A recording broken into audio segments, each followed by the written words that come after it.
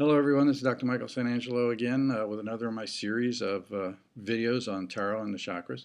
Today we're going to talk about the heart chakra, the fourth chakra, the middle chakra in the system, the one that seems to unite spirit and matter and allows for the translation of one into the other.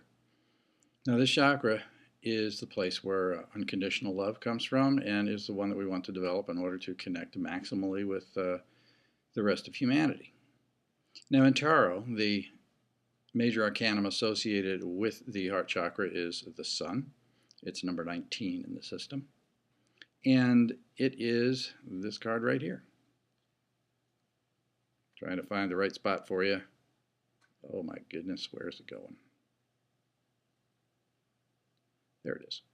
At any rate, here we go with the sun.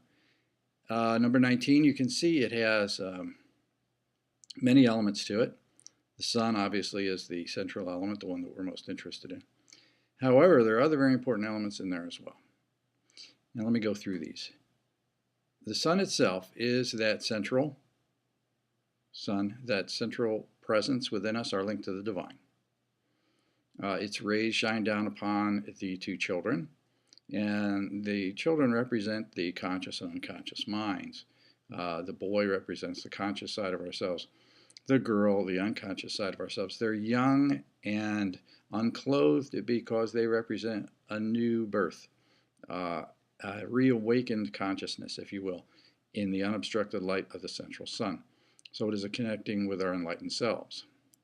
Now, you'll also see in there that there's a wall and some sunflowers.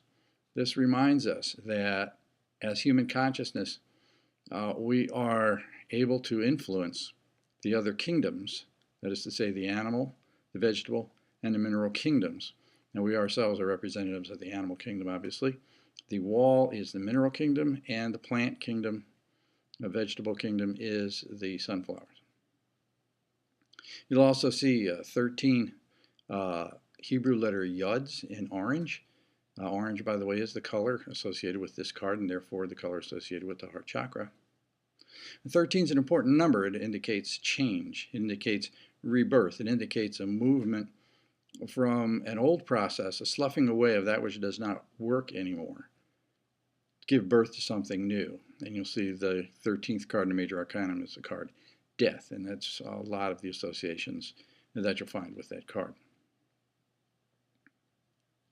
The circle itself is that division between the inner and the outer, that sense of the unmanifest and manifest, and we have the children with 1 foot in the world and 1 foot out of the world, if you will. So they transcend that boundary, again emphasizing the perfect transference of that internal universal consciousness through to our daily waking lives.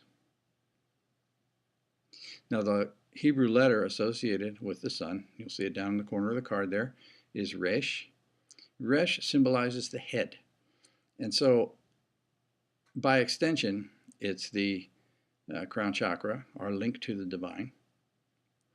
But it's also a sense that, the thoughts, the feelings, the actions that we have that seemingly come from, quote, the head, the brain, actually are manifestations of that inner higher consciousness. And the clearer we can make that connection, the more easily we can translate those impulses from the divine through into our daily lives, thereby bringing us closer to a state of enlightenment. Now, when you're meditating with this card, it's a great idea to enter the card, as we do with all of them, and become various elements of the card. Find yourself as the sun shining down on the plants, the wall, the children. Become each of the children in turn. Even the flowers and the wall itself. You can communicate with those aspects of your consciousness as well. Now, as I said, the color orange is associated with this card, so you can use orange light surrounding yourself. You can see orange radiating from your heart chakra. If you're into toning, the note associated with this card, the sun, is D, D natural.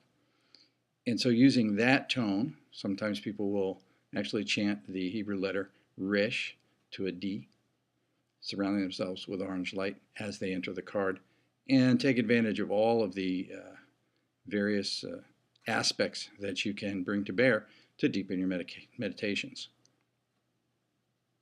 So I hope you found this useful, and be sure to visit the other videos I have in this series of Chakra and Tarot. And this is Dr. Michael St. Angelo, and I'll be back with more. Thank you.